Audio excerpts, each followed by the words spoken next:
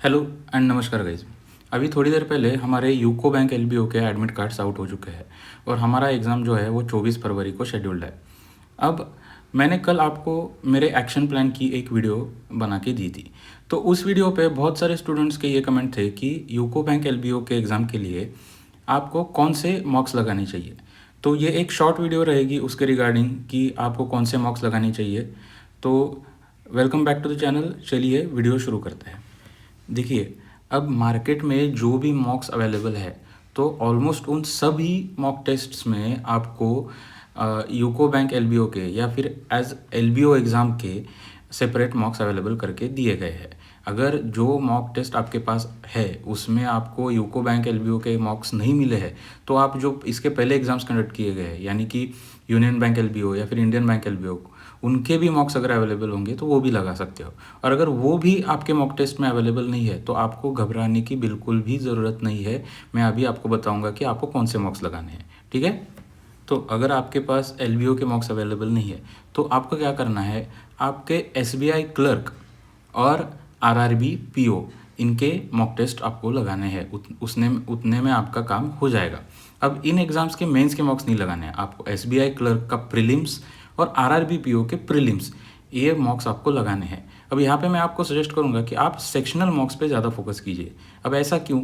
देखिए, आपके पास अभी 5 दिन बचा है तो क्वांट रीजनिंग और इंग्लिश में आप 5 दिन में ऐसा कुछ नहीं कर सकते हो जिसमें आपका एक बहुत ज़्यादा सिग्निफिकेंट इंप्रूवमेंट दिख जाएगा। लेकिन वहीं पे अगर अगले 5 दिन आप जनरल अवेयरनेस की तैयारी करोगे तो उसमें आपको अच्छी खासी इंप्रूवमेंट देखने को मिल जाएगी।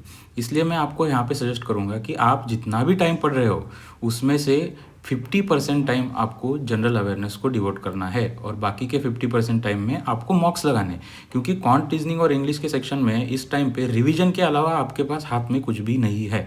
तो रिवीजन करने का एक होलसम टूल या फिर एक होलसम वे क्या रहता है, तो वो है आपके सेक्शनल मॉक्स। सेक्शनल मॉक्स से अच्छी रिवीजन आपकी और कहीं भी नहीं होगी। तो आपको इस टाइम पे क्वांट रीजनिंग और इंग्लिश इसके सेक्शनल मॉक्स पे ज़्यादा ध्यान देना है। तो अब आपको यहाँ पे एक टेबल दिख रहा होगा, ये किस चीज़ का टेबल है? तो देखिए, जब आप एसबीआई क्लर्क और आरआरबी पीओ के प्रीलिम्स के सेक्शनल मॉक्स लगाओगे तो उस सेक्शनल मॉक्स में आपको कितना टाइम लेना है इसके लिए ये टेबल है यहाँ पे। अब देखिए, जब आप एसबीआई क्लर्क के प्रीलिम्स के मॉक्स लगाएंगे तो आपको क्वांट और रीजनिंग का जो सेक्शन है उसके लिए 30 मिनट का टाइम लेना है।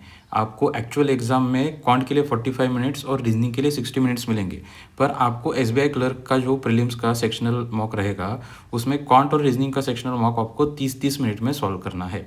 और उसी टाइम पे आपको इंग्लिश का जो सेक्शनल मॉक है उसके लिए आप 35 मिनट तक का टाइम ले सकते हो। अब आप जब आरआरबी पीओ के प्रीलिम्स के मॉक लगाओगे यानी कि आरआरबी पीओ प्रीलिम्स के जब सेक्शनल मॉक्स लगाओगे तो आपको वहाँ पे क्वांट के लिए 40 मिनट लेना है और रीजनिंग के लिए 40 से 45 मिनट आप ले सकते हो। इतने टाइम में आपको पूरा सेक्शन आरआरबी पीओ प्रीलिम्स का कंप्लीट करना है, क्योंकि आपको एक्चुअल एग्जाम में क्वांट और रीजनिंग के लिए 45 और 60 मिनट्स मिलेंगे। तो इससे आपका अच्छा खासा प्रिपरेशन और रिविजन भी हो जाएगा। अब इस चार्ट को पॉज करके आराम से अच्छे से समझिएगा और ये जो टाइम लिमिट्स मैंने आपको बताया है उनमें आपको ये सेक्शनल मॉक्स लगाने की प्रैक्टिस करनी है। इसका आपको बहुत ज़्यादा इम्पैक्ट एक्चुअल एग्ज़ाम में देखने को मिलेगा, ठीक है। तो ये टेबल अच्छे से पॉज करके समझ लीजिए और अच्छे से उसको इम्प्लीमेंट भी कीजिए अपने प्रैक्टिस में, ओके। अब बहुत सारे स्टूडेंट्स को यहाँ पे लगेगा यार इतना ज़्यादा टाइम में तो मैं आराम से सॉल्व कर दूंगा। वो बात तो सही है, पर यहाँ पे मैं आपको और एक काम बताने वाला हूँ। आप जब इतना टाइम वो सेक्शनल मॉक्स लगाने में लेंगे तो आपको ये ट्राई करना है कि आपको सारे क्वेश्चन सॉल्व करने हैं और आपकी एक्यूरेसी एटलीस्ट 90% के ऊपर रहनी चाहिए। ये आपको ध्यान में रखना है। अगर आपकी एक्यूरेसी गिर गई तो फिर कोई फ़ायदा आपको एग्ज़ाम में नहीं होगा। तो आपको ये जो एक्स्ट्रा टाइम में लेने को बोल रहा हूँ उसमें आपको क्या करना है, तो आपको पूरा out of question paper solve करना है और उसमें आउट ऑफ स्कोर लाने का ट्राई करना है, ठीक है। तो आज के वीडियो में बस यही कुछ बातें आपके साथ शेयर करना चाहता था। आपके पास जो भी मॉक्स है उनमें से आप एसबीआई क्लर्क और आरआरबी पीओ के प्रीलिम्स के सेक्शनल मॉक्स लगाओ, उतना काफ़ी है। और अगर आपके मन में और भी कोई भी डाउट्स होंगे तो आप कमेंट सेक्शन में अपने डाउट्स लिख दीजिए, मैं आपको रिप्लाई ज़रूर करूँगा।